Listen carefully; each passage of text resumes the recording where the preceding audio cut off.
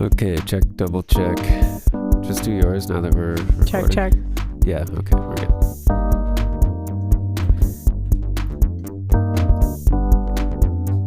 Welcome to Artistically Married, where nope, I forgot it.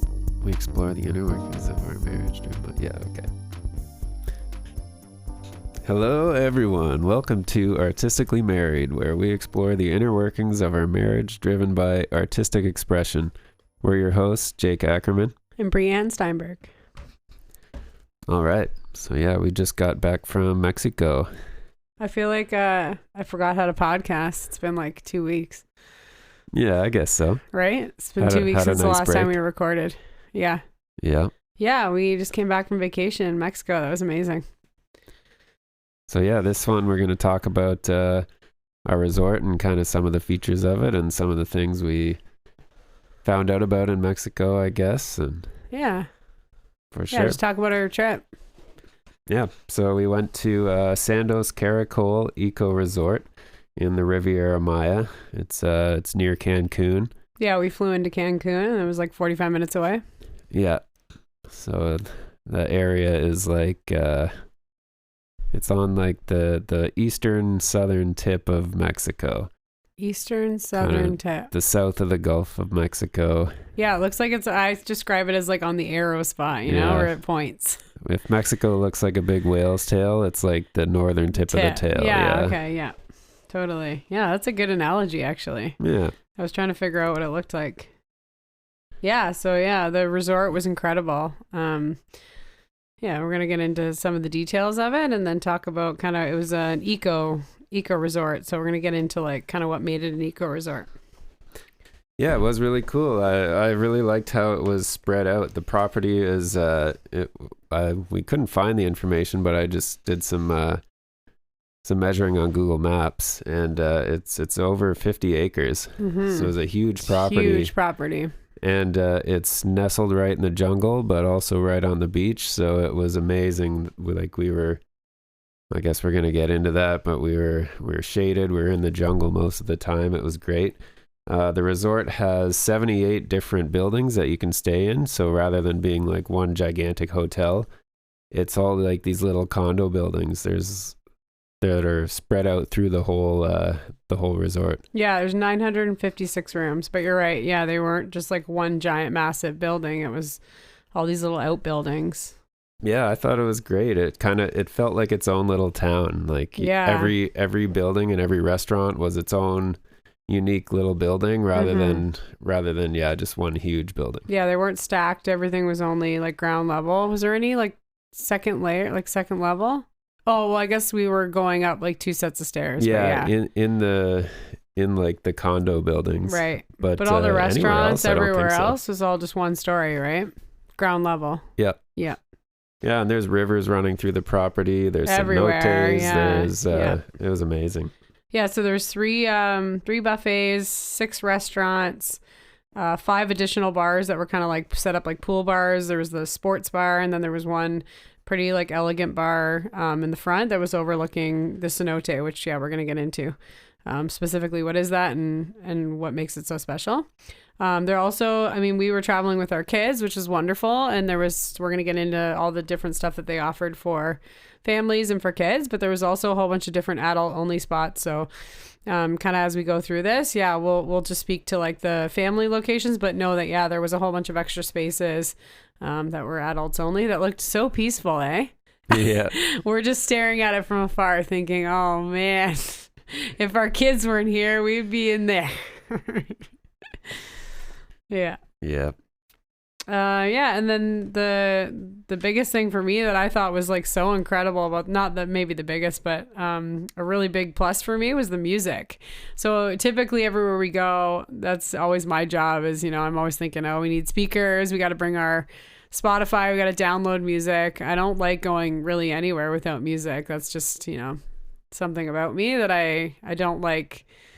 I know I always like to have music in the background. And yeah, this was really cool because like all the restaurants that I just talked about, the buffet and the bar, and even like the beach areas and the pool areas, each had like kind of their own music. And they were amazing. It was curated like perfectly for like the vibe that was happening in the area. So Yeah, totally. yeah, we were really drawn to, I mean, obviously, yeah, the in restaurant places were really nice, and like it was kind of more luxury or more formal, so they had like some like, you know, instrumental dining music. But then yeah, my favorite, I don't know how much we're going to talk about it, was the taco stand. Yeah, for Yeah, sure. it was just incredible. It was like kind of right in the center of all the restaurants, and it was like an indoor outdoor feel, so it had a roof over your head, but it was all pretty much outdoors. It just served tacos. Actually, we realized like on the third day we could have went for breakfast there. Yeah.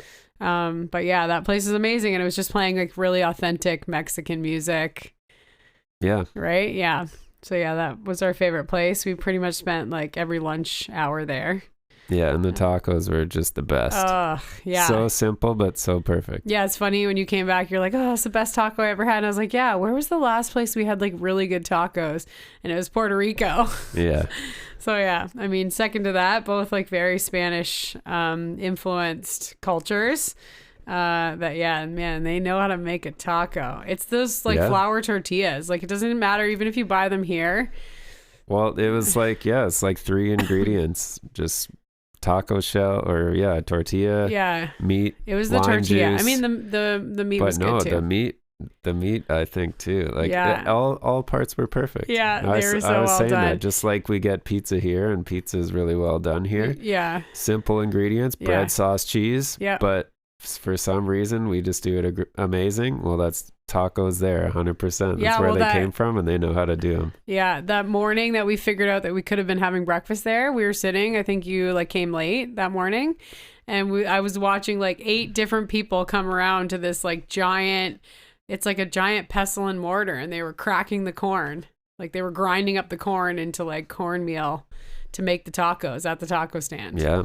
And they were all taking a turn on it because it looks labor intensive. It's like when we saw our friends like squishing the grapes for the wine, right? Like everyone's taking a turn because it's like hard. Like you have to push to get it to like grind. But it was, just this giant, maybe like 3-foot diameter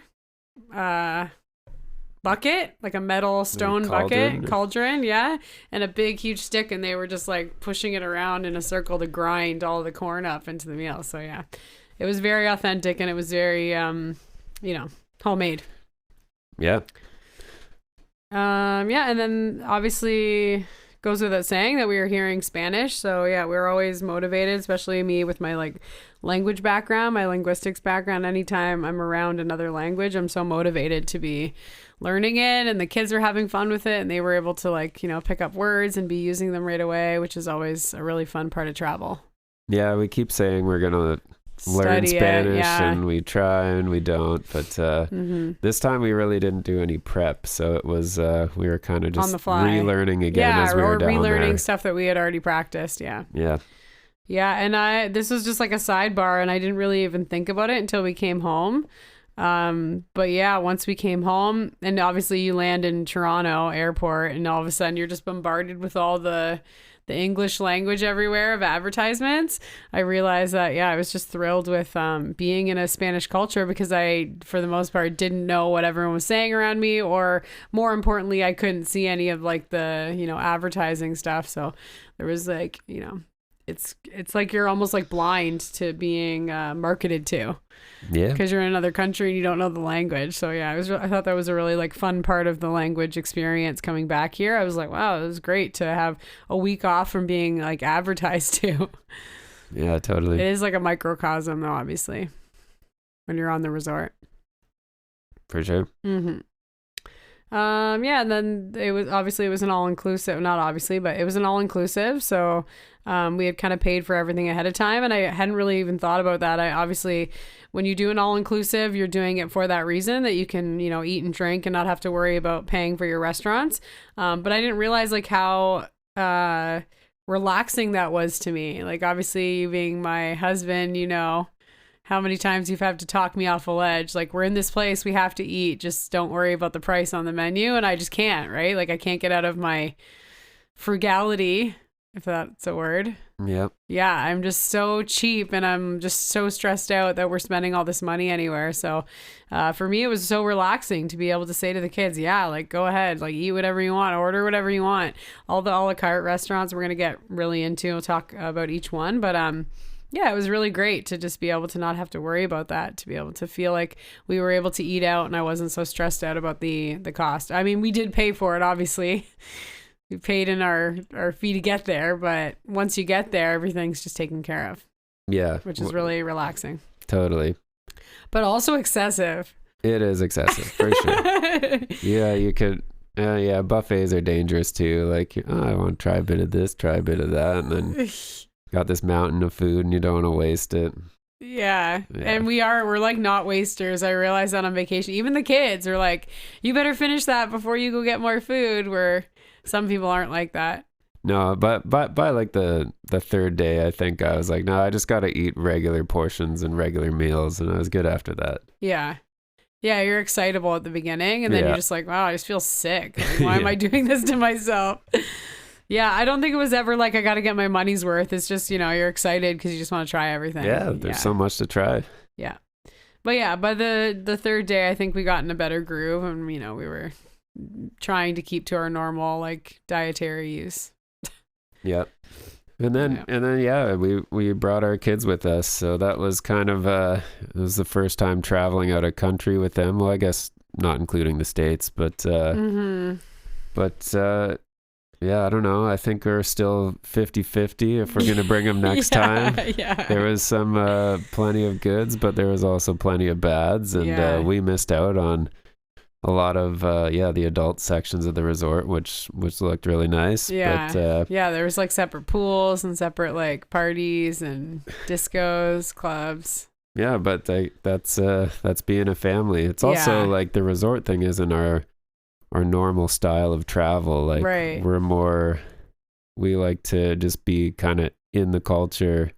Yeah. Rent a place like in the city and kind of really experience what's there, where a resort is like this kind of like a fake world that's created and you get to live in it, and it's amazing, but it's not like a true experience of a place. Yeah, it's not so like, it's not realistic. And you're right. Typically, like our camping will be like, oh, there's two options: go to the beach or go to the park. Right. So it's hard for kids to be processing. Like, there was times where they were like, one wanted to go to the beach. The other one wanted to go to the water slides. The other one wanted to go to the taco restaurant. Like, it's almost like, you give them too much choice, and they, of course, are going to end up being like in that bratty state.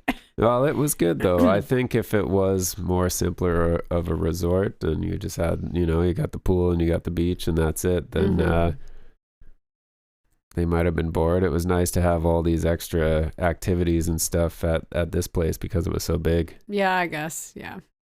Yeah. And I mean, any parent hopes when you make that, when you pay that expense, when, you make the effort, that it's going to be long term, like they're getting an experience that they're going to learn from and take away from. And I feel that like they came home with like so many experiences and stories to tell everyone else. We were the ones being like, oh, you're going to tell them about your 6 tantrums a day that you were throwing down at? Yeah. So maybe, to them, like any child, I mean, they're just trying to express themselves and they're finding their own independence. So yeah, it was a lot taking them. We'll see, 50-50. Hopefully by the next time we book a trip, we forget about the bad parts. Yep. The parts that they were wild. Cool. Yep. So that kind of gave you a little bit of a, overview of it. And now we're going to get into some more of the particulars, because I really, I didn't know really, I had never heard of eco focus or ecotourism before this trip. We are going to, give a proper shout out to her and give you all her details. But we started using Lorna Cooper. She is our travel agent, and she was amazing. I really just went to her with like a price point and a date and, some travel details as to like what we were looking for.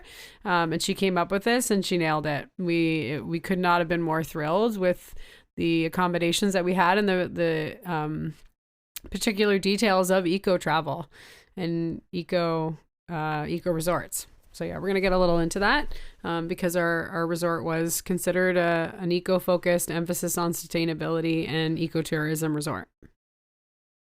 Yeah. Yeah, it was awesome. So, yeah, the resorts are designed to minimize environmental impact, and it integrates eco-friendly practices.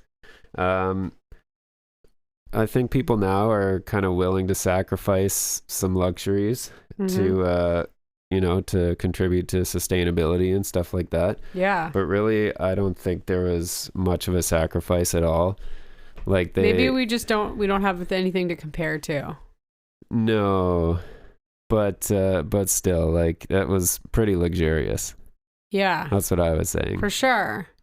Yeah, I didn't feel like anything was missing because they were trying to. Maybe people don't want to walk through the jungle, but I just saw that as an amazing bonus. Yeah. Like every day, all through the paths. Like, I don't know, maybe that's not luxury, but yeah, and I guess that really would be it, right? You're using it as like conservation area instead of just like clear cutting it. Yeah. Because I do find like any of the other resorts that I've been to, it's like they curate the landscape. Like, it's very like, a lot of times it'll be, what's the word for it? But like low maintenance, right? Like they'll just want it to be like one palm tree and then like stones all around it or something. It's more of like decorative landscaping.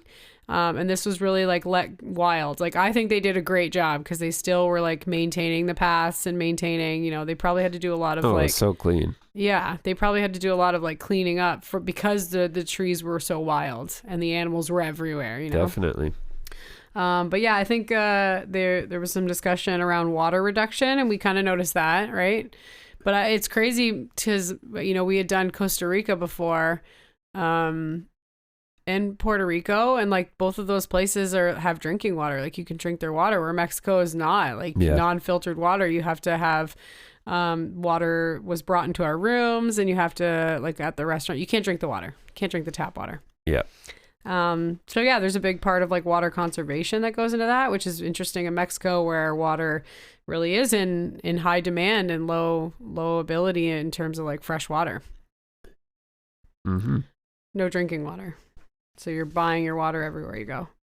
I also thought it was really cool, like all the plastic cups, right? There wasn't any like throwaway plastic cups. Like in my head, I was thinking, how did they take care of all those cups? Like everywhere we went, it was thousands of cups. Yeah, it was, and like they the were all same reusable. cup, yeah, and they were obviously washing them and pumping them back out. So glass if you're in the restaurant. But nothing was throwaway. That's what I'm getting at. Yeah, nothing was like red Solo cups where you chuck them, right? Yeah. So that was probably part of the eco sustainability. They had coffee takeaway cups, but they're paper cups. Paper cup, recyclable, right? Yeah, yeah, that's part of it. All right, so let's get into some of these different features of an eco resort. Well, yeah, so they feature sustainable construction. So it's built using eco-friendly materials, and it's designed to blend with the natural environment, which it really did. Like there was, the fences were made out of wood. And I think again, the buildings are small, and like it looks like they would have like barely cut down any trees. Like there's just so much tree coverage everywhere. Yeah, the footprint was minimal, like what the actual building did, and they wanted to keep it like, even when you're in the buildings, there's tree, like you look out the window and there's jungle right there. Like they weren't doing huge clear cutting for the buildings. No. And I don't know obviously specifics in terms of the building, but they might have gotten a lot of the product to build from the trees around it. Yeah, I don't know. I think typically they build with concrete, and I don't know if it's a special type of concrete. Palm tree. Yeah, all the thatched palm tree. Yeah, in the restaurants. Yeah. Even over top of our like lodging was thatched, like the balcony parts. Oh yeah, yeah. Yeah, we're all like, so yeah, they might have been building right from the trees on the property that they were cutting down. Yeah, really amazing roof structures in the buildings as well. Like the all the restaurants. The taco bar had that amazing, huge circular one. Yeah.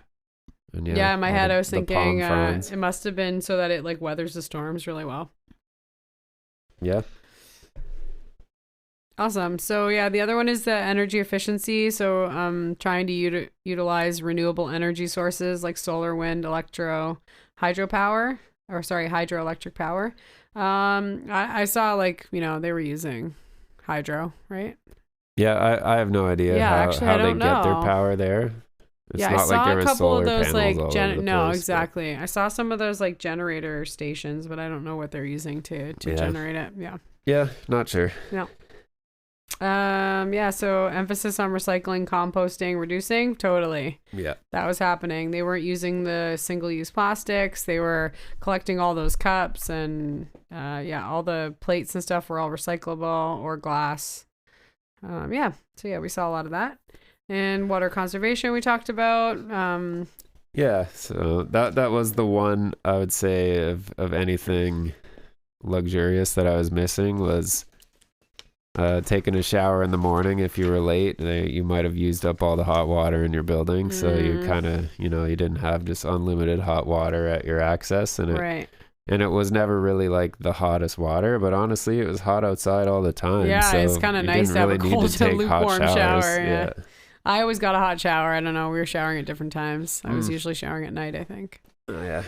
I love this one. This is local integration, and I did notice this in the like shower stuff. Like they provided like a little soap, and the toiletries that they did provide were all like locally sourced stuff. So it was like stuff from local businesses. They're kind of supporting local business, and also trying to integrate authentic cultural experience. So yeah, we saw this. I mean, actually on our resort and we're going to really get into this next week, the Mayan ruins. Yeah. So it's situated, the resort's situated south of the Yucatan Peninsula, in Quintana Roo. Quintana Roo. And it's more east of it. Okay. Yeah. Yeah, but that is a huge area of Mayan civilization. So yeah, you could see it. I mean, on the resort, there was like the actual ruins that they had bought, and they bought the land and they were just incorporated it, and they had like some bike paths and stuff where you could experience that part of their culture, the authentic culture. But then also in the shows, they were doing a lot of storytelling, right, of the Mayan culture. Yeah. In the night shows that we're going to get into. So yeah, just like bringing that cultural experience into the resort instead of just, I've heard a lot of like places in Cabo or different places in Mexico where they're trying to gear towards like an American culture. They're not like bringing in that like Mexican storytelling of part of their culture, where the eco resorts are trying to be a little more mindful of that. They want people to learn about the local culture. Even a lot of people that some of the waiters and waitresses and stuff, they were saying that like that was their background, and they can also read like the Mayan language as well as the like Spanish. Totally. And I think, again, like for us, we didn't even realize it till we got there, but that made us feel a little more comfortable because, like you said, that's usually our vision and mission for our traveling, right? We usually are looking for integration into the culture. And so sometimes in resorts, you miss that because it is like this microcosm where they're trying to make everyone feel comfortable, and it'll be really Americanized, where that's not what we're looking for. So this was perfect for us. Totally. Mm-hmm. Yeah, so then wildlife preservation is another thing they try and do. And again, they definitely preserve everything. Mm-hmm. There was so many animals. We learned so many animals. We learned some new animals, which just seemed to be very common there. Mm-hmm. So that was pretty cool. We had the coati, and that was like it was part of the raccoon family. Yeah, we're calling it a badger for most of the week. The kids are calling them the badgers. And what did I call it at first? Like a rat dog monkey or something like that. Yeah. Well, yeah, it was crazy. I mean, I'm sure raccoons do climb trees here. I just don't see them in the trees that often. They're usually on the ground. Yeah. But, like, these things were amazing climbers. They were like shimmying up like metal and plastic poles, right? Yeah, they're climbing the columns of the building. Yeah, the coatis. Yeah. Did we end up figuring out what type of monkeys? We had monkeys every single morning on our balcony. I think they were spider monkeys. Yeah. But they looked lighter than the other spider monkeys that we saw in Nicaragua. Yeah. And Costa Rica. Yeah, we should have looked those up. I'm surprised we didn't. I think I did, but I forget what kind they were. But anyways, there were monkeys every single morning on our balcony. Yeah. I'm sure it had nothing to do with the fact that we were feeding it fruit from the buffet. Yeah. At first I was just like enamored. I'm like, I know I'm not supposed to be doing this, but like I just can't help myself. They were just so sweet. They were like taking it out of our hands so delicately. Like they weren't aggressive. Yeah. You could tell they were so comfortable with people. But then yeah, by the end of the week, like one morning we opened up our blinds to like 14 coatis just on our balcony waiting. I think at that point I was like, okay, we got to stop doing this. Yeah. We're going to end up with some problems if, because they were a little bit aggressive. We saw them fighting a little bit. Yeah. The coatis. Yeah, the monkeys were great. They had pretty big teeth, so we didn't want to test teeth. our... Test our luck. Yeah. Yeah. By the end, Annabelle was just like throwing food onto the balcony and closing the drapes. Like, we learned a lesson. That's why you don't feed the animals. They were pretty brave too. Like we had in the water park, we were sitting there and like one just snuck up right under our chair and it grabbed somebody's hot dog like right out of the bun. And, or the muffin on the table before. Oh, that was just a regular raccoon, but yeah. Before Chichen Itza. Yeah. Just jump right on the table, grab the muffin, two-handed. Yeah, so funny. Well, yeah, raccoons are hilarious because they have like thumbs like us. Yeah. So like, you just Same with the monkeys. Same with the monkeys. Yeah, the monkeys are like, they're dexterous. Yeah. So yeah, the animals experience was so good. So yeah, just a couple extra ones. The birds were crazy. I saw like, I don't know. I can't even count how many different kind of birds we saw. There was the fish in the cenote. Yeah. And then obviously the marine life in the beach. We didn't even get that far really. No. There's tons of stuff. The little like hermit crabs. So yeah, they definitely are not trying to get rid of the animals. Let's put it that way. No, they're all over the place. And I was thinking too while I was there, I'm like, I bet you these coatis and monkeys are really helping with the bug population. Like apparently they eat tarantulas, they eat snakes.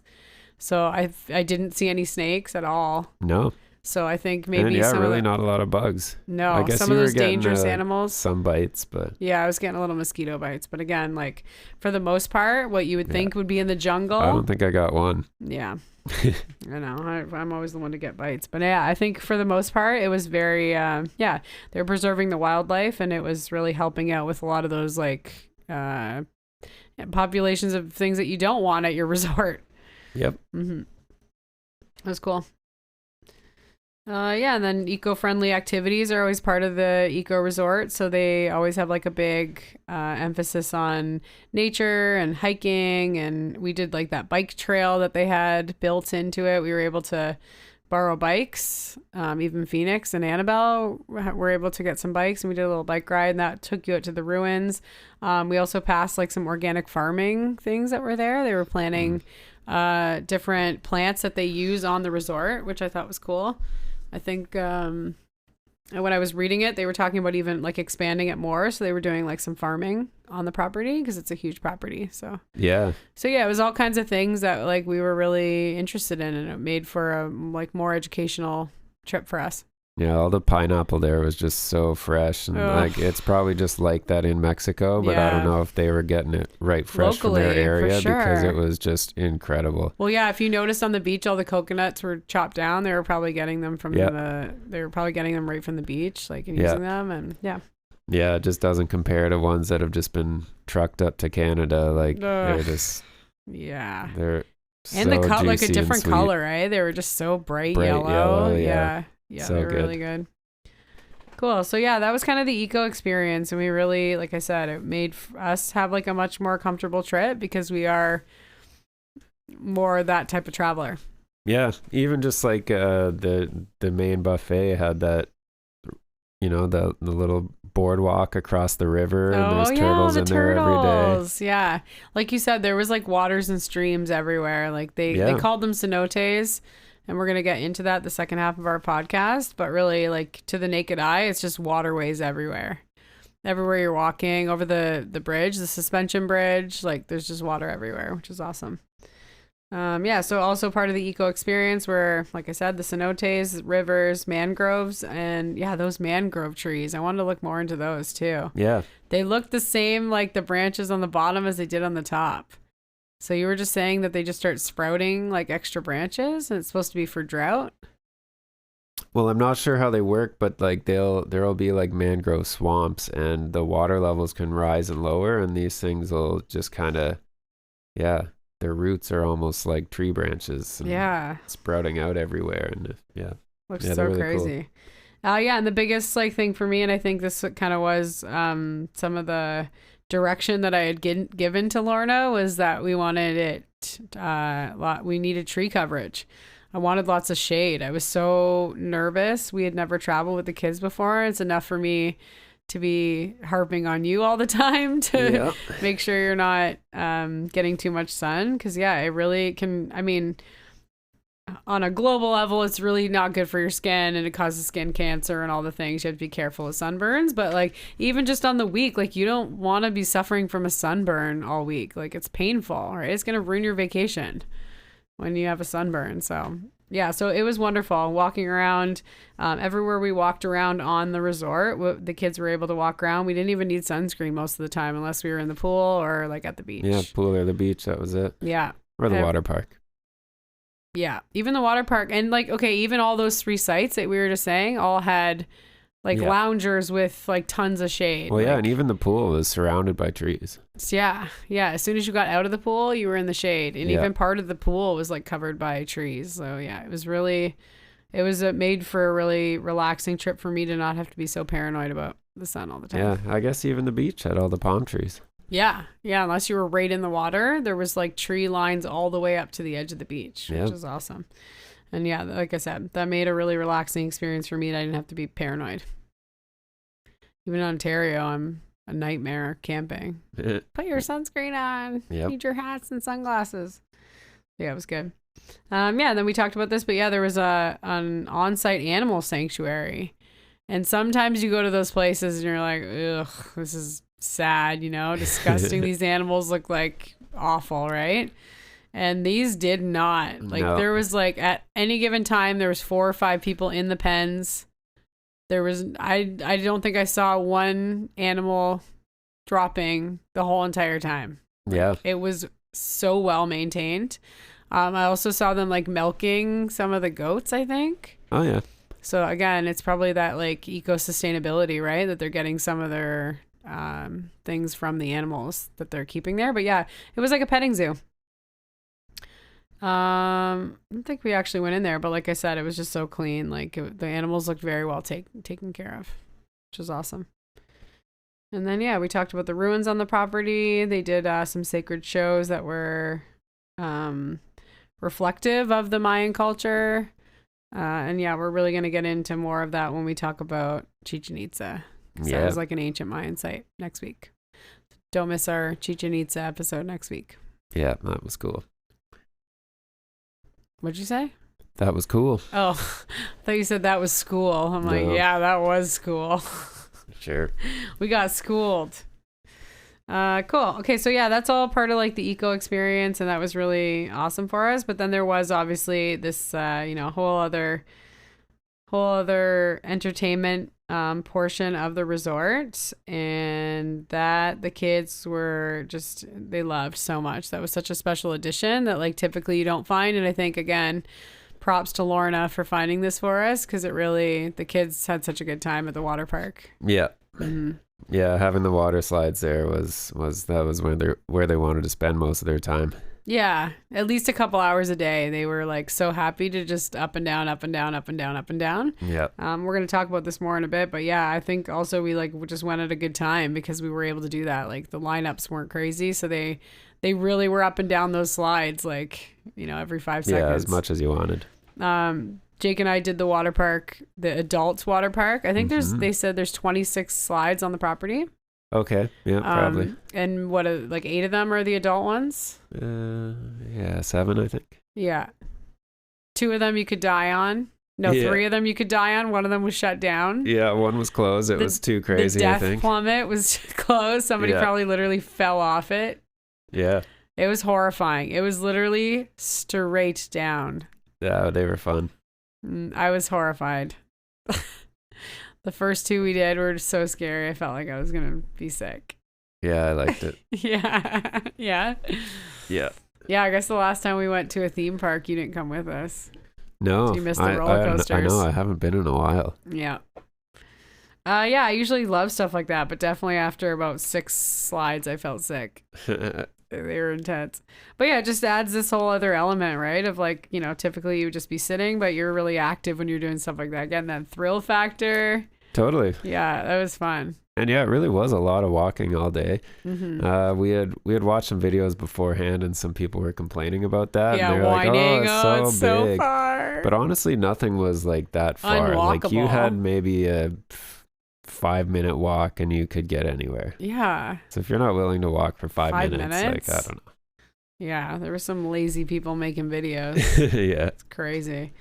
And scared me. I was like, oh no, can I walk this far? Oh my gosh. I could probably walk forever. So easy. So easy. Yeah.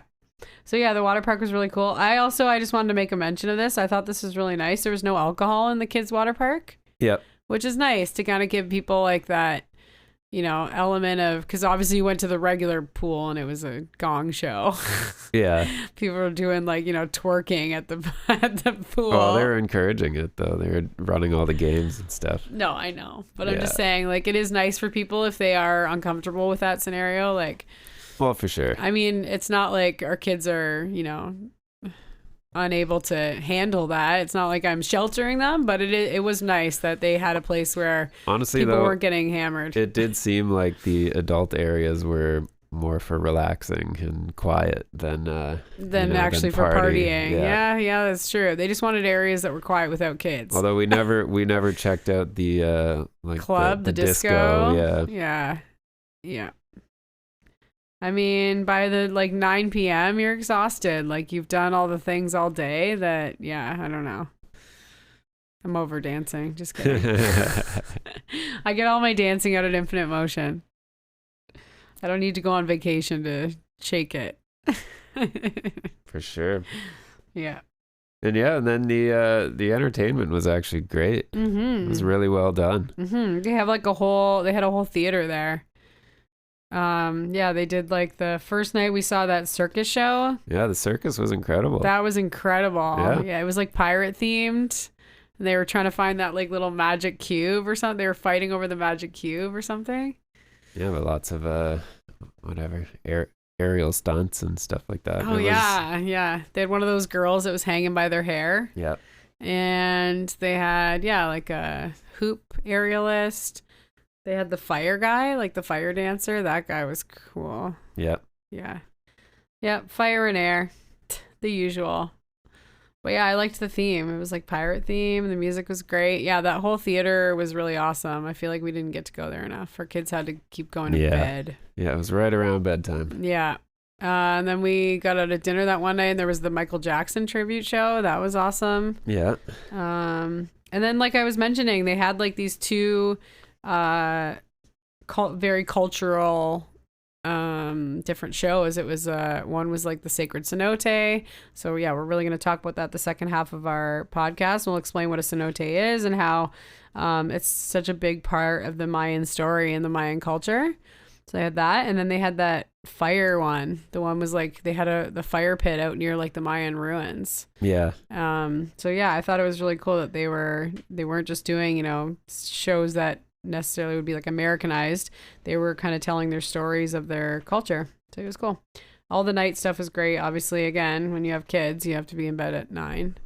Yeah. So we couldn't participate as much as we'd want to with the shows, but yeah, they were great. Cool. Let's talk about food. Yeah. This obviously is a big discussion in resorts. Everyone's like obsessed with the food. And I'm not going to talk about it because I don't want to badmouth anything. But yeah, the last time that I was at a resort, or 2 times ago that I was at a resort, was awful. I got sick. There was barely any food. There wasn't a lot of options. Like, I'm pretty sure I lived off grilled cheese. So, my standards were so low. And we're just not like a food, we're not, our fixation isn't on food. We like food. Obviously, everyone needs to eat, but we're not like obsessed with it. We don't go to restaurants often. I don't think we're picky. Yeah, we're not picky. We still enjoy good food. But yeah, it's not our focus. We're not like fixated on eating. We're just like, yeah, not you're hungry, not really. you eat. Yeah. So, I thought everything was incredible, unbelievable. Like there was just so much and so many options and so many choices that I thought it was great. So there was a Mexican, Italian, a teppanyaki, a Brazil steakhouse, the taco stand, and then obviously the regular buffet options. Yeah. Yeah, and it was awesome.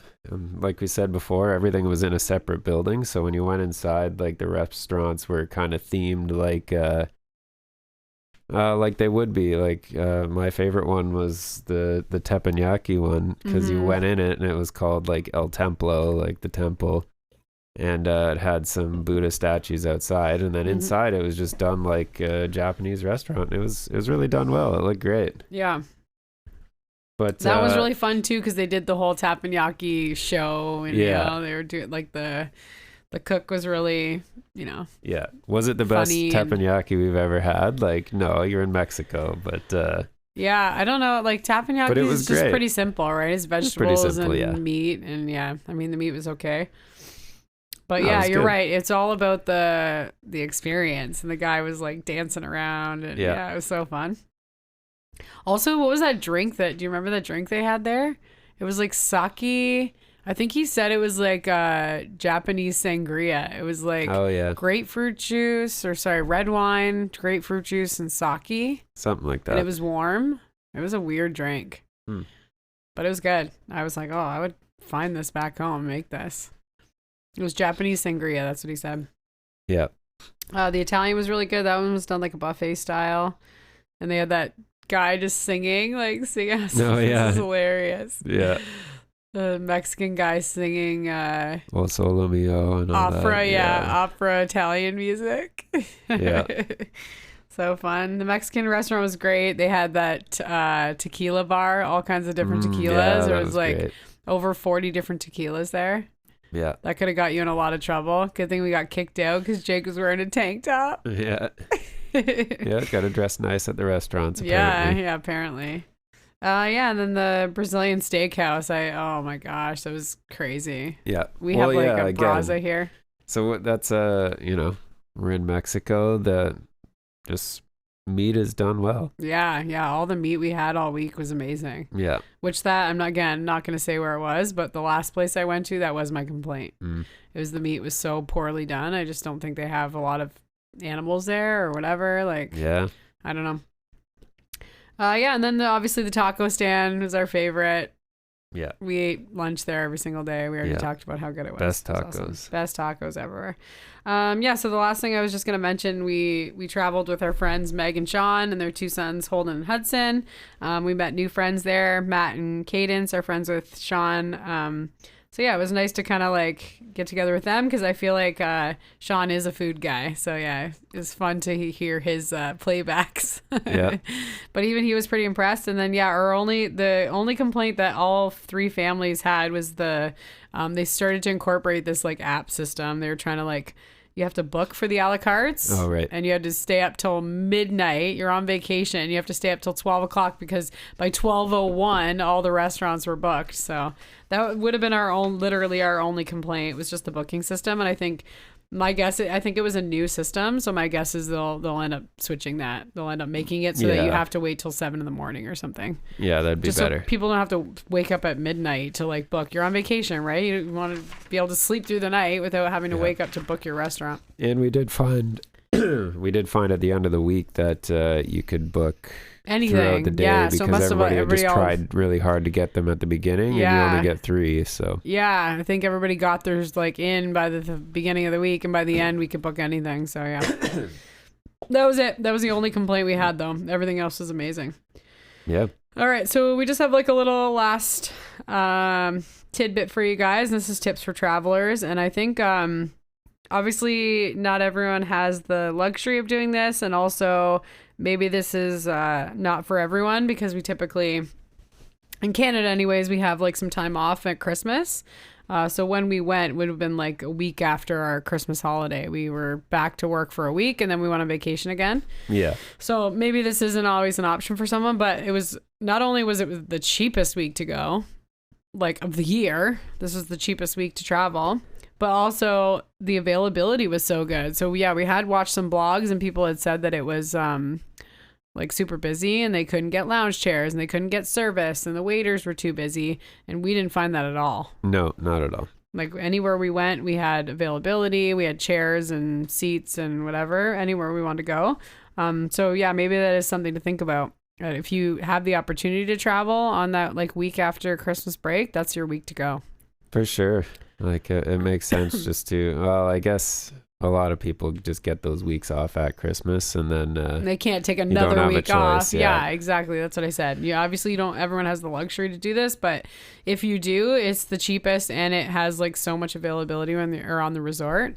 And also like I can't imagine, they were like, this is our coldest time. This is winter, and it was 26 perfect temperatures degrees. the Like whole it was time. incredible. Yeah. And at night it was 21 or 22. So I can't imagine you wanting it to be hotter than that. No, I know. Yeah, Yeah. there was only, we were like 30 to 39 during the day and like 20 degrees at night. It didn't get colder than that. And it was just beautiful. We had one big storm and it was actually, it was an intense thunderstorm, but it was in the middle of the night. Mm-hmm. And Yeah, it every single didn't day was affect sunny us. and, clouds sometimes, but Yeah, the clouds were nice. Just gave you a Yeah. little sun break. totally. Yeah, so that's what I was going to say. The sun is intense. Even though we did have like a great spot and there was a lot of tree coverage, I warn people when they go on vacation to really like take the sun seriously because it only takes one day. And I saw some human lobsters. Yeah. They looked like tomatoes. And I was like, oh my gosh, that must be so painful. Actually, I feel like Meg was a human tomato one day. Like the second day we were there. She's a trooper. Yeah. She dealt with it. But yeah, because we had all the trees and everything, and I guess I came prepared with, t-shirts and long sleeves. Yeah, and stuff you like did that. have a lot of long sleeves. But I went, pretty much the whole week without sunscreen. Yeah. And then finally the last day, I was like, oh, I barely even have a tan. So then I better burn myself. I pushed it a little too hard, yeah. And Yeah. got a little burn. Yeah. Nothing bad though. Me too. Honestly, we were gonna come home like the same color we left, so Yeah. we're like, all right, let's get a little sunburn. Yeah. But yeah, I think for the most part, you need to be really sensitive. That those couple days we started doing the beach at like 5 p.m. and that was great. Yeah, that was awesome. We just like waited till the sun went down, right, and then went and enjoyed it. It was still hot enough to be in the water. Like the kids were still swimming. But Yep. yeah, you got to really be careful and make sure you're packing hats and sunglasses and sunscreen and yeah. Yeah, and also they don't want sunscreen in the cenote, so you have to take a shower before you go in it, just in case you have any. Yeah, that was chemicals on your hard for skin. me because we're going to talk about it again. We'll talk about it a little bit when we talk about cenote. Yeah. Shikakan. Yeah. I Yeah. was gonna like, oh, am I gonna say it wrong? Shikakan, yeah, because that was like part of a trip, and I had literally just like lotioned the kids, and they're like, you can't go in the cenote with sunscreen. I'm like, oh no. Yeah. I just sunscreen my kids. So it is really hard to find that balance between going in these like beautiful sacred waters that you're not supposed to have sunscreen in, and you don't want to get a wicked crazy sunburn. So yeah. Yeah. So yeah, we are. It was great. And the last thing I was gonna say was the towel currency. Well, yeah, it was funny talk about because that? we just came off of the financial systems episode, and Yeah. when we got there, they gave you a card each, and they're like, the card is worth one towel. Yeah. So you can get a towel, you can trade your towel for a clean towel, or you can trade it for a card. So it was kind of nice because you could trade your towel in, and you just got this card, and you could carry around the card as promised for another towel whenever you wanted it, instead of carrying your towel at all times and stuff like that, right? Yeah. So we were kind of laughing because we were like, oh, we just looked at all these currencies backed by stuff. So we're like, this is a currency backed by towels. And, Yeah. Yeah, exactly. And you forgot to tell them it was $50 if you lost your card. Yeah. So yeah, it was that $50 is backed by a towel. Yeah. Towel currency. That's great. And yeah, it really made a difference. You didn't have to worry about like carting towels around in bags, right? You would just bring your little card, and then when you were at the pool, you were done. You went and got a towel. It was great. Yeah. Yeah. Good idea. Whoever came up with that on the resort. Yeah. Totally. And then you're not getting people that are just careless and losing your towels on the beach, right? Yep. Just like leaving them there. Like everybody was taking care. I think that also comes into play when you're kind of doing conservation. Yep. Right? Part of the eco resort is like you're not just like wasting and losing things. So yeah, it was good. Yeah, so we had a great time. The resort was amazing. Like I said, the eco-conscious travelers would be really happy here, and there was tons of ways to embrace that sustainability, which is awesome. And yeah, lastly, I just want to do a shout out to our wonderful travel agent, Lorna Cooper. She's with Planet Travel. I feel like don't quote me on this, but I feel like it might be her own travel company. Like I think Planet Travel is her travel company. And yeah, she just wanted to give everyone a reminder to check out her Facebook page. It's www.facebook.com/Lorna Planet Travel. And that's PLANIT. Yeah, Planet PLANIT. Yeah, sorry, travel. Yeah. And she has a contest going on right now. You could win a trip to Costa Rica. So I entered already. I was going to text her and ask her if I could enter more than once. Can I stack my cards, you know? Yeah, and so she was amazing. She took exactly what we asked for, and we gave her a budget, we gave her locations, and she really worked with us to plan us the best trip. I think even like there was things probably behind the scenes, like when we went to go get our rooms, they were side by side with each other. We didn't have to try to like get stuff together. Our flights were all booked together. Like all our seats on the planes were together. We had like fruit in the room when we got there, and apparently they didn't know how that got there. Yeah, the booking agent was like, "We don't do that," and I was like, "Oh, is that a Lorna special?" Yeah. So yeah, she's incredible. Definitely do not book another vacation without using her because she was fabulous. Cool. All right, so we're gonna take a quick break, and we'll come back and talk about cenotes. Cenotes. Yeah, we'll be back.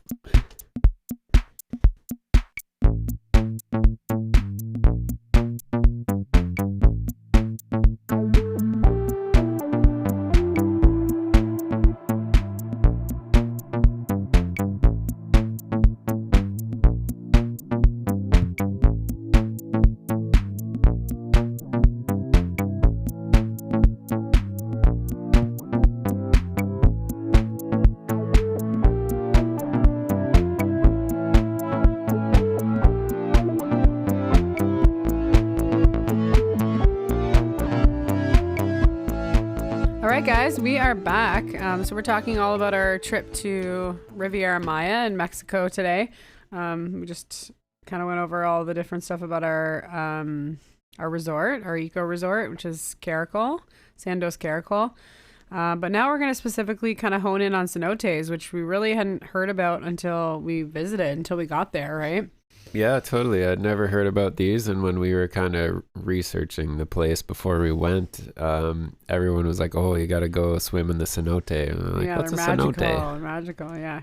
Yeah, and they really are like specific to this part of the world. I mean, there's nothing like it in the whole rest of the world, which is so crazy. They're in the Yucatan Peninsula. We were in Quintana Roo.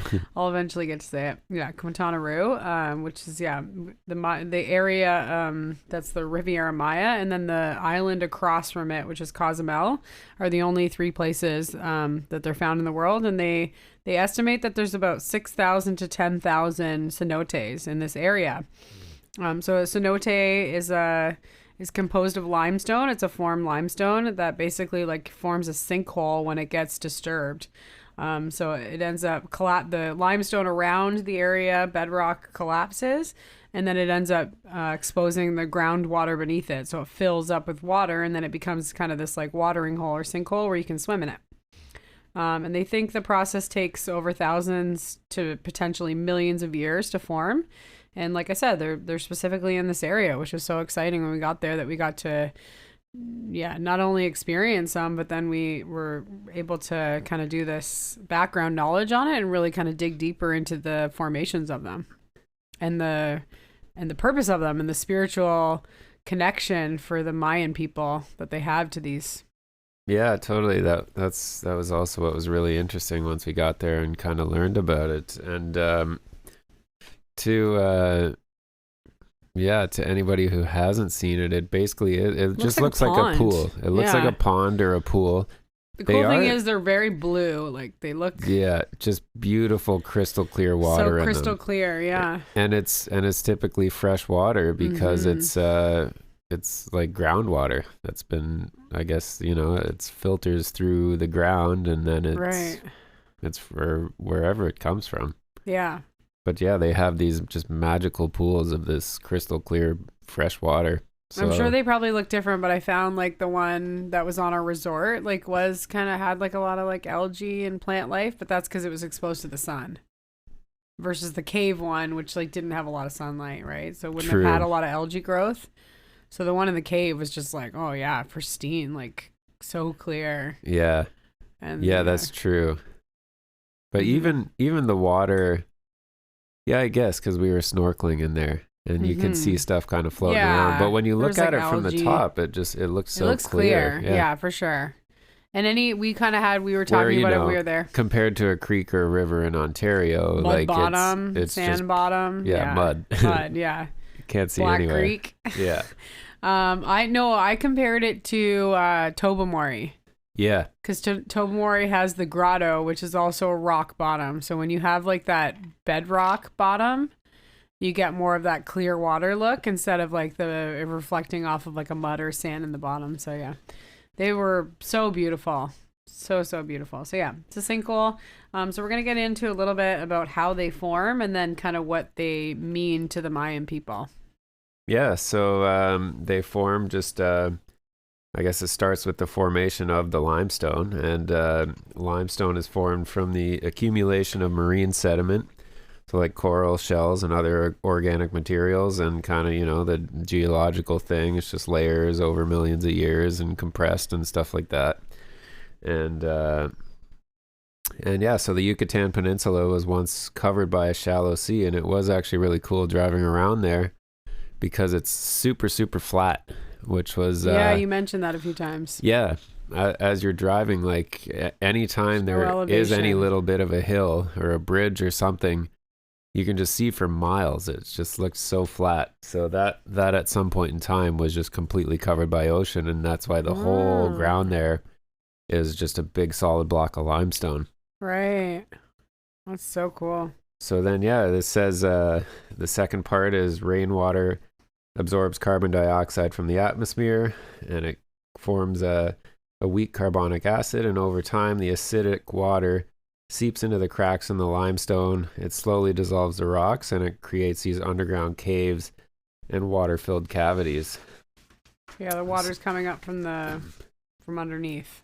Yeah, so this I thought was really interesting. It's the Yucatan Peninsula has no surface rivers. So there's not like river networks. Like all of the water, we can pretty much see where all the water is, like, in Ontario and where we live. Like, From an aerial there's view? rivers, there's lakes, and Right. we have rivers and lakes everywhere. Uh-huh. But there, everything is all underground, and it's all these like, It does just look like all these pools. yeah. You're like, where does it go? And where does it come from? Right. Where's it coming from? So yeah, so the Yucatan has a vast network of underground rivers that are connected to the cenotes. That's so cool. Yeah, and they provide the water that fills up these like caves and caverns. Yeah. That's so cool. Yeah, I pictured it when we were reading about this. I was picturing it kind of like similar to the mycelium, where it's like causing all these like networks, right? Yeah, kind of. I guess instead of roots, it's waterways. It's just the water working its way through the rock, and the limestone is a soft rock. Okay. You know more about rocks than I do. A little bit. Not an expert. Right. And then, yeah, you would have this. So once it's built up and we have these like underground rivers that are connecting them together, you end up having the collapse of the limestone roof. So, Yeah, so once the cenote gets big enough, and then the roof collapses on top of it, and then you have this beautiful pool that's exposed. So you can imagine just being an ancient person and coming across this, hiking through the jungle for miles and miles, and all of a sudden there's Fresh this water. circular pool of fresh water. It would feel crystal like a clear. miracle. Yeah. Yeah. I bet you too, like I'm just imagining, animals would be so attracted to it too. So now you got, your dinner and your water. Totally. Yeah. If you're Little hunting. oases. Yeah, exactly. And you do see like visions of these type of experiences too. I wonder how they're formed. I just assume when I heard about this, I was like, oh yeah, I've seen those like, pictures in Africa and, the watering holes or whatever in South America and Africa, but they are not formed exactly like this. And I think because of this area being so highly populated with these things, it ended up making it such a settlement for the Mayan culture, for such an old civilization to be able to flourish here. And we're going to get into this more. Totally. So yeah, there's 4 different stages or 4 different types of cenotes, I guess we can call them. Do you want to do them? Yeah, whatever. Sure. Okay. So there's and you can kind of visit all types of them when you go there. I feel like we did. Like we saw all 4 different types, right? I think so. Except for the last one, which I don't know if we would have noticed it. Yeah. Yeah, so the other 3 we saw. The first one, a young cenote, is a cenote cave, so it's fully underground with minimal light. And as we found out, they can be pretty deep underground. Yeah, the one that we're going to talk about that we visited is literally like a tiny little tunnel to get underneath. Yeah, there's just a crack in the rock, and they built stairs down to it. Yeah. And okay, so then the second one, a semi-open cenote, so the roof has partially started to collapse. There's an opening to the surface, so it's obvious that it's there. That's the one that we were swimming in, right? There was just like a little hole. Yeah, I don't know if that would be considered a young cenote or a cave, or if that's semi-open, because there's only one little hole at the top. Yeah. I don't know. And then the next step is... nice that it let light in, because otherwise, we would have been the pitch black. Yeah. Did they have lights down there? They might have had some lights too. Yeah, maybe. Anyways, the next stage is an open cenote, which is fully exposed. So the roof has completely collapsed into the cenote, probably filling up some of the bottom with rock and rubble, and bringing the water closer to the surface. And they often have steep rock walls. And then an ancient cenote has just been there a long time, so the sides are worn down. It's kind of, it'd be more like a beach feel to it because it's, so just shallow. a gradual slope into the cenote. Right. And just due to erosion. So, cool. Yeah, another interesting thing, they said the Chicxulub meteor impact 65 million years ago, they say, what? is... Chicxulub? Yeah, Chicxulub. You made that word up. No. Chicxulub. If I'm not mistaken, I'm pretty sure that's the one that caused the Gulf of Mexico and made the dinosaurs extinct and stuff like that. Wow. I believe that's the Chicxulub meteor impact. So they believe that is that contributed to the cenote formation, because you would have this earthquake which just shakes and breaks apart the rock, especially right beside it, allowing the water just to kind of rush through in all these different ways, right? Right. That makes perfect sense, especially where it is, the impact being here and then it happening all along, because why just there, right? Yeah. How far... well, I guess, that, sorry. I know, I'm thinking on the spot, but yeah, I'm just thinking the Gulf of Mexico is just that round spot, right? I was thinking how far does that Gulf go up? It doesn't. It would end up being up into the States, right? There's part of Mexico. Circle. Well, and Florida is the other tip of it. Okay. I'll have to go back and look at a map. Yeah. No cenotes in Florida? Not gators. that I know of. Okay. Maybe they don't have the limestone base. I'm not sure. Right. Cool. Seems plausible to me, I think. So yeah, you want to talk about the Mayans?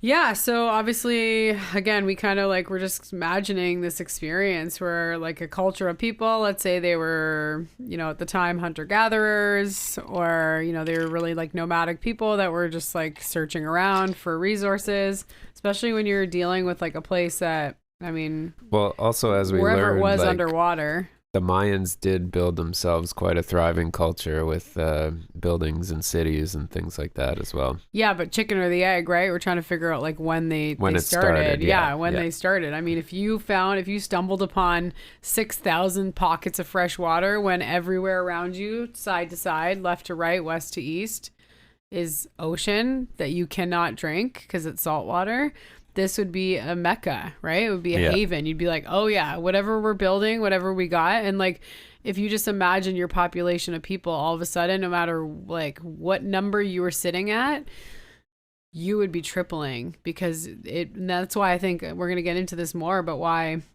it became such like a vision of fertility and prosperity for them, because it literally caused them to flourish as a people. So my guess would be that finding these cenotes came first, whatever culture, had developed, and whether they came from north to south or south to north, they found these, and that this became their homeland, and they really flourished in the Yucatan because of this. I think so too. Like water brings life, and stumbling 100%. across this, then you would stay. And you'd have stuff to eat, right? Like the biodiversity that's in there would produce all your like fish and good protein and just all the things. So yeah, it became the biggest like connection to the Mayan culture. So we see, again, anywhere you see these cenotes, you see all these like different spiritual significant markers, like what we're going to get into, which is like the different ruin sites and stuff that they're remnants of buildings, because it's clearly not from this time period. Yeah. You can tell when you're looking at these ruin sites that this is not, we don't build like this anymore, right? Nope.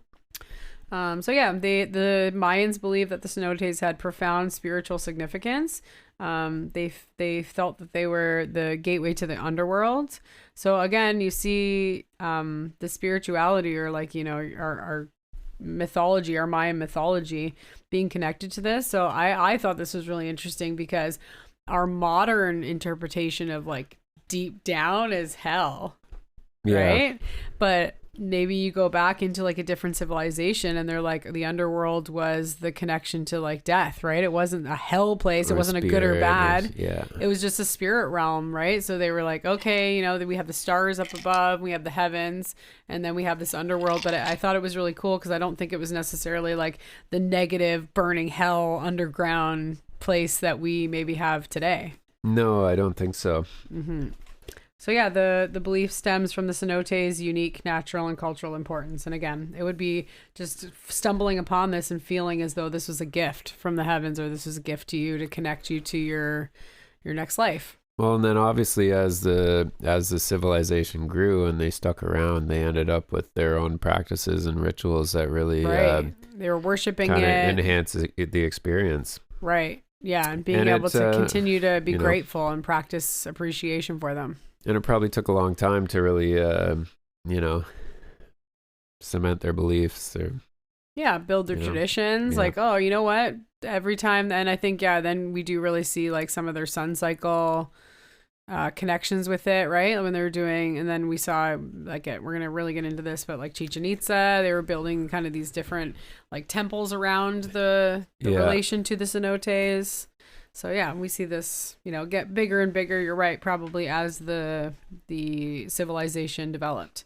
They had rankings, and the gods or the kings at the time, or the leaders, would probably come into play with like building some of these different things. So yeah, the first is they believed that it was a connection to the underworld. They viewed the cenotes as a portal connecting the physical world to the spiritual realm of God's ancestors and spirits.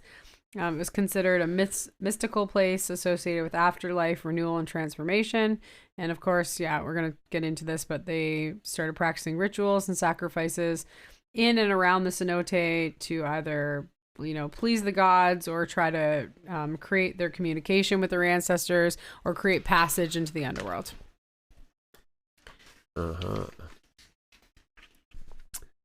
So, and they believed that they were sacred sources of life. Cenotes provided fresh water, which is vital for survival. So rivers and lakes are scarce. You're surrounded by the ocean, but you can't drink it. And so these pools of fresh water, like we said, were just vital to survival. Water symbolizes life and fertility, and the cenotes were believed to be gifts from the gods to the Mayan communities, and they lived by them, and that was their lifeblood. Mm-hmm. Well, yeah, imagine, like, just take pregnant women, whether they had access to clean water or not. Like, that's a make or break whether babies are going to survive, mothers and babies, right? Yeah. I don't know if we wrote it down in here, but during our I guess maybe we could talk about that later. Shkakan? Yeah, we're gonna get there. We're gonna talk about Shkakan. Yeah. Cool. Yeah, so we talked about it, we just mentioned this, but yeah, the rituals and offerings that were done, there was some discrepancy as to, the reasoning why. We're never going to be able to get into their heads and understand exactly what their belief system was at this time. But they definitely found, during archaeological digs and discoveries, they found human remains, which we'll talk about with Chichen Itza, and then also just like different textiles, so potteries, gold, jade, things that would be expensive goods. Yeah. We just assume it's just like we still throw money into a pond. Yeah. We assume, it's this valuable good, and you're just hucking it in or the water. Fountain, it must yes. be a sacrifice or like a gift to the gods, right? So that would make sense, but again, we don't know where their heads are at. We have no idea. I mean, maybe they were using it as a wash bin, and they were dropping them by accident, and they didn't want to go down and get them. Like, you never know, right? Maybe it was their dishwasher. Yeah, just fell out of their pockets while they're swimming. Yeah, they're swimming. Exactly. They're swimming, and they were, trying to use a bowl to gather water, and it dropped. Like, we don't know, but I mean, the obvious would be a goods of value that would have been valuable to their society that they're throwing in there would have been like some sacrifice offering to the gods. And they did find in some of like the do they call them hieroglyphs? They're the carvings. Yeah, I think so. Any like carving or pictorial related to language, I guess, would be like considered a hieroglyph. Yeah, I should know that. No, is hieroglyph just Egypt, and maybe it's just a glyph. Maybe it is hieroglyphs. Didn't they call them at where did we go in that campground place that they had? Oh, petroglyphs? What's the difference between petroglyph and hieroglyph? Oh, the petroglyphs are painted. Oh, okay. Huh. Well, we'll look it up and we'll get back to you guys. We're going to do Chichen Itza, and we'll figure out all that stuff for you for next week. But yeah, so I was thinking just, through some of those like writings, the sacred writings, they were able to kind of understand that they were doing a lot of worship to a rain god, which again, you would see that like water and vitality being connected to the cenote, and they obviously want it to keep filling up, and they're probably thinking it's coming from the rain. Maybe they didn't even understand it was coming from the ground because there was a lot of worship of the rain god. Okay. Really, that's for their crops, though. Like, right. Even though the rivers run underground, they still need their crops to grow. Right. So yeah, they were probably doing it as like a worship to crops for sure. Yep. And a blessing for the community. I mean, probably in heat like that, you'd be praying for rain. Totally. So yeah, rituals, offerings seem to be like really centered around these sacred water channels. Here we go. I knew we were gonna get here.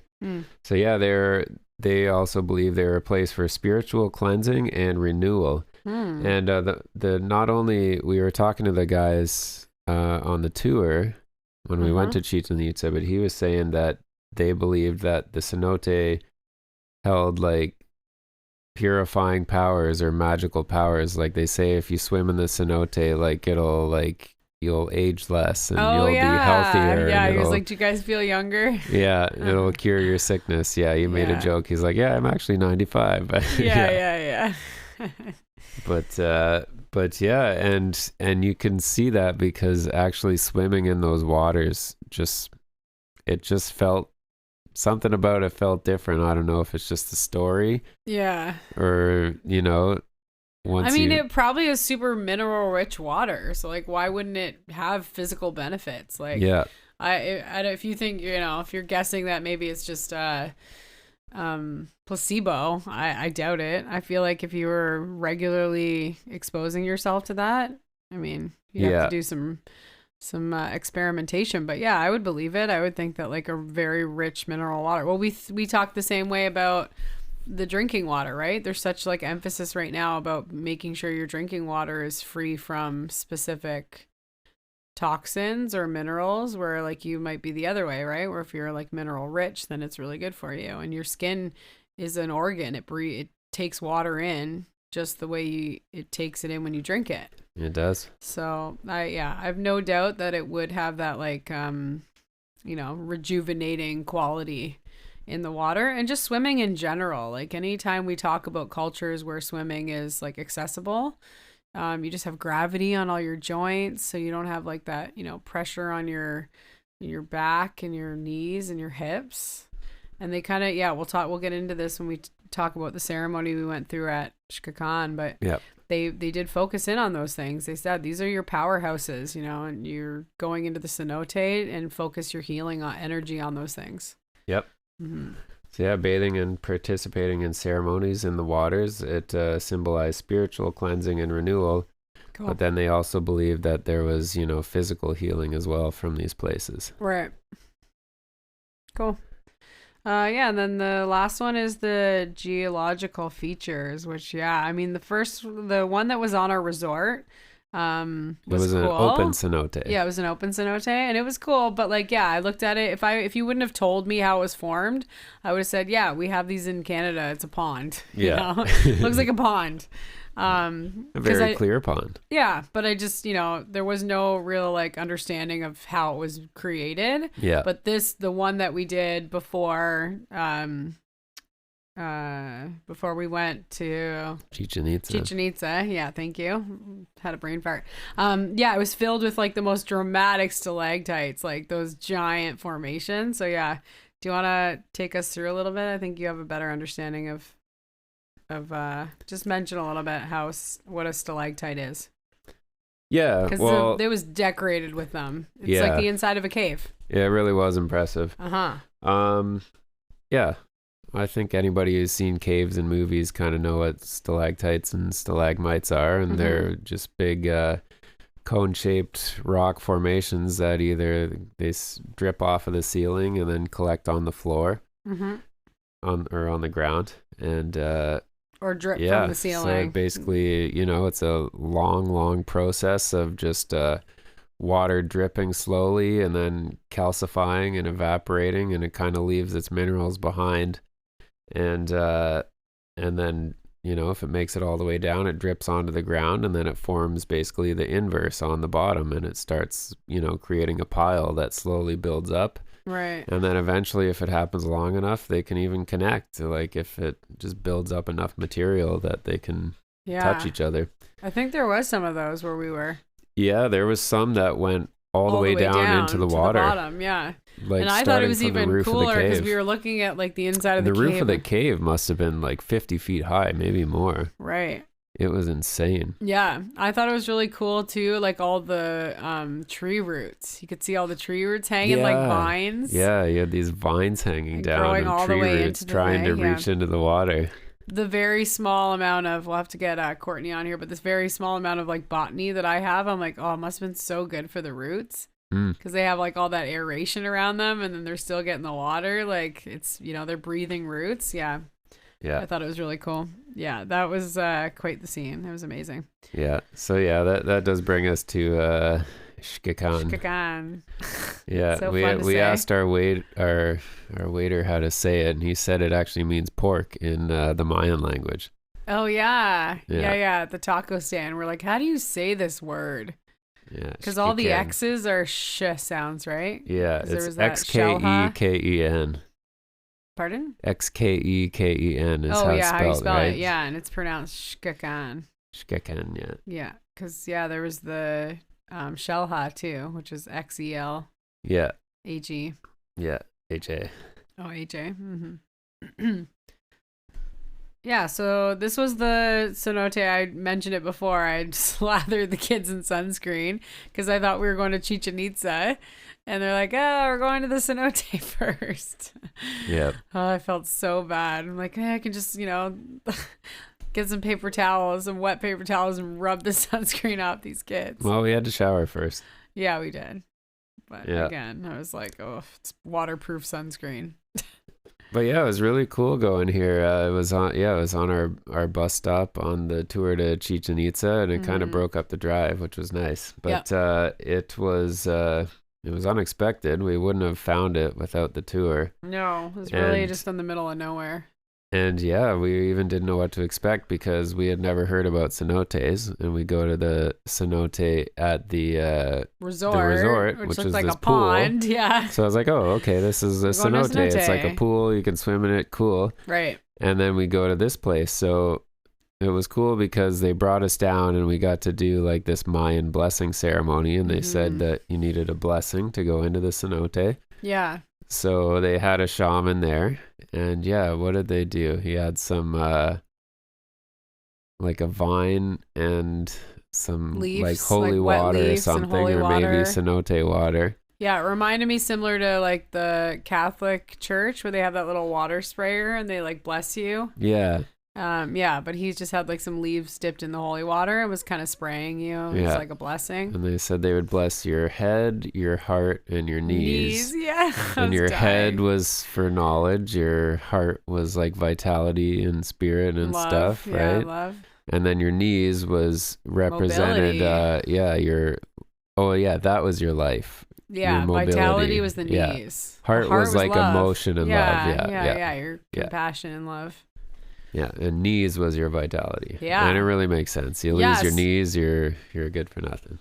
Yeah, especially if you're going back to like a Mayan culture where they're probably like hunter-gatherers or they're nomadic, like without knees, like you're in big trouble, right? In that type of a culture.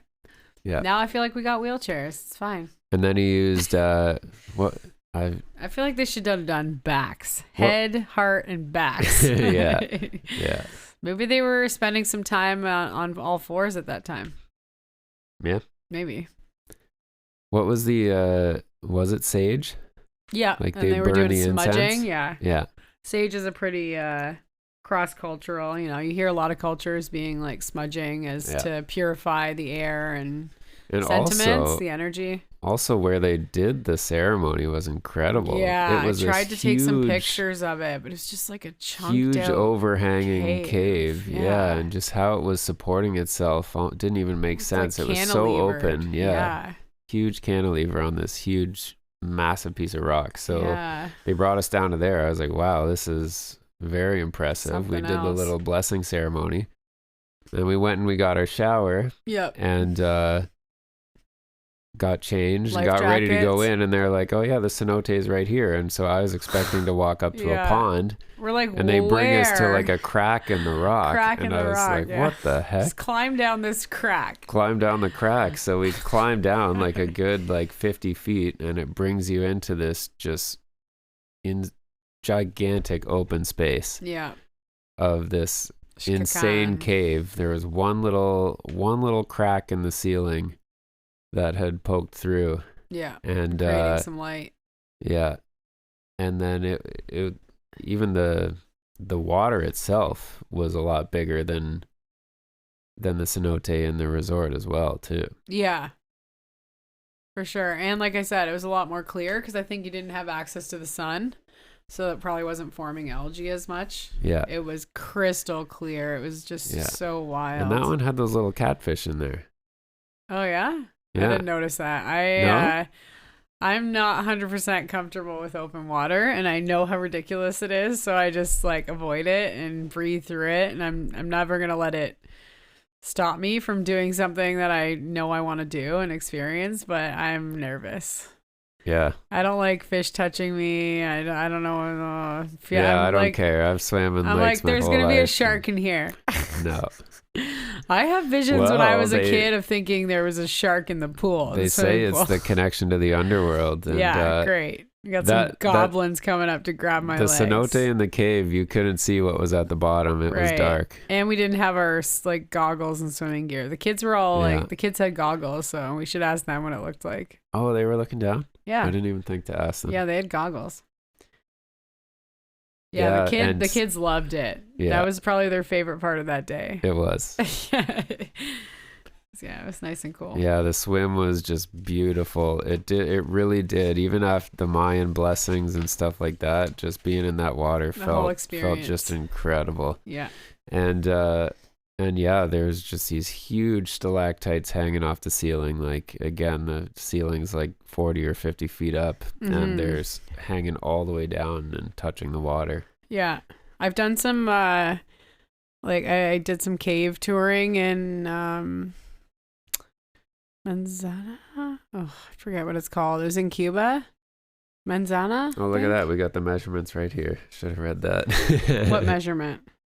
So yeah, the structure, the Cenotes Xiquen is it measures 98 by 65 feet.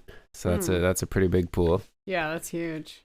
Yeah, and the water depth reaches up to 65 feet at its deepest point. So yeah, I thought it was deep. That one looked dark. But the one we were The at, water depth, or you're talking about like water to ceiling? no, like the depth of the water. Yeah. Okay. Yeah. Sorry. Yeah. 65 feet. Yeah. So yeah, I thought it just went down to black. And that's what they thought. Like all these cenotes would have been different, and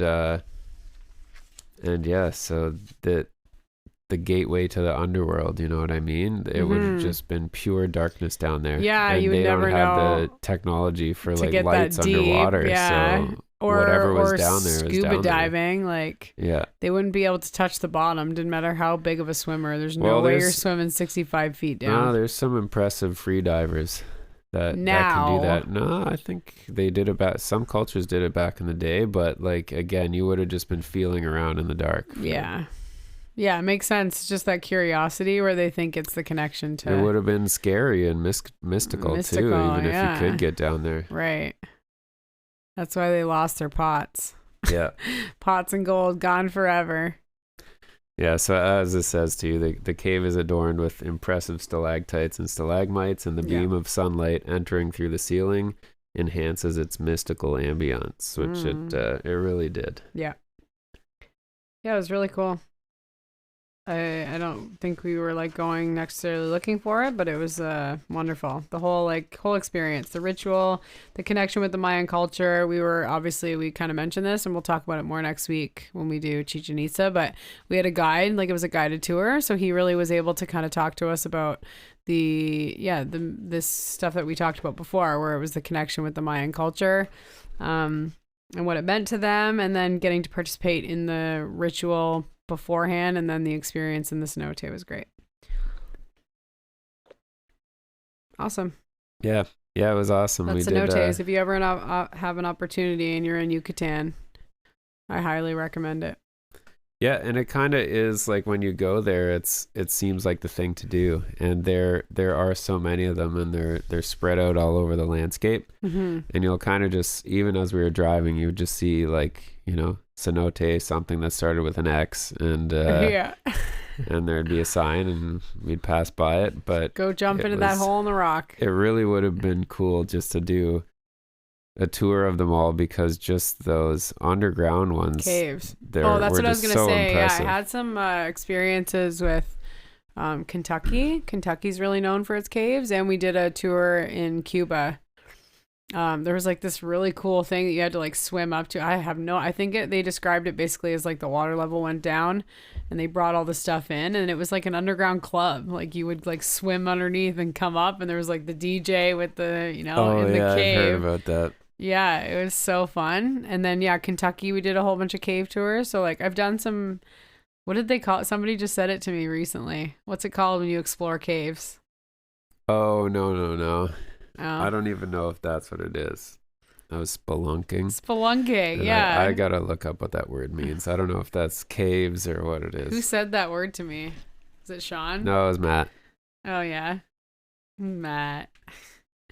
Yeah, I feel like we made such a good new friend. Yeah. Yeah. Matt and Yeah, Cadence, they're amazing. And their son Harry, he was great. Yeah, such a smart kid. Holy. Yeah. Spelunking. I'm sure he's right. Yeah, probably. The exploration of caves, especially as a hobby. Spelunking. Yeah? Good job, Matt. You're a Look at smarty that. pants. Okay, so does caves. Yeah. Yeah. So yeah, I've done some spelunking before, and I still think this was crazy because like the water element, but also just the impressiveness of the stalactites and stalagmites going into a water well is they were cool. It really is the amazing just how the natural formation of that can hold up the weight of that much rock above it. And probably trees and stuff, right? You can just be walking around obviously up above. Obviously the trees were on top of it because the roots we could see. Yeah, you can walk around up above and not even realize what's underneath you. And that's, that scares me even more. I can just go through the... Well, true. Yeah, all of a sudden you're on it on the day it caves in. And yeah, they do collapse. They do collapse. But yeah, just thinking about like architecture, like, how you make a big roof that has no supports. That's all round with no support. If you were trying to do that as a human made thing, it would be so hard. Yeah, very difficult. Yeah. How come it's only calcium carbonate? Why is it only calcium carbonate? Yeah. Why is it made of calcium carbonate? It's just dripping that. Well, that's like the not materials. That's what the limestone is made out of basically, and as it's just shedding it, like water's coming and yeah. It's shedding off as it's dripping. It's like moving. That's so crazy. I got to find out more. Yeah. Maybe we can get, I was saying this, we can get Carson on for something like that. Yeah, we have a little bit of information here, but not too much. No. Carbon dioxide diffused. It's the minerals. It's the minerals. Yeah. Great. Mineral deposits left behind. Yeah, just trying to understand why it's calcium. Yeah. Specifically. Yeah, and again, I think that's just a characteristic of the limestone. Like they said, the limestone's formed of old shells and stuff, and calcium is like our bones, So old bones of things are going to have calcium in it. Old bones. Yeah. Awesome. So yeah, I guess that is interesting. The limestone is a calcium rock rather than a silica rock. Yeah. I don't know much about it. Yeah, cool. Look it up. All right. Well, thank you guys. That was great. Hope you enjoyed our description of Mexico and our trip. And next week we'll be back with Chichen Itza pizza. Yeah. Yeah, I was super excited to finally see some ancient structures. Yeah. So we're going to get a big one. We're going to bring all the information on that next week for you guys. Don't forget to follow us on Spotify and you'll never miss a podcast. All right.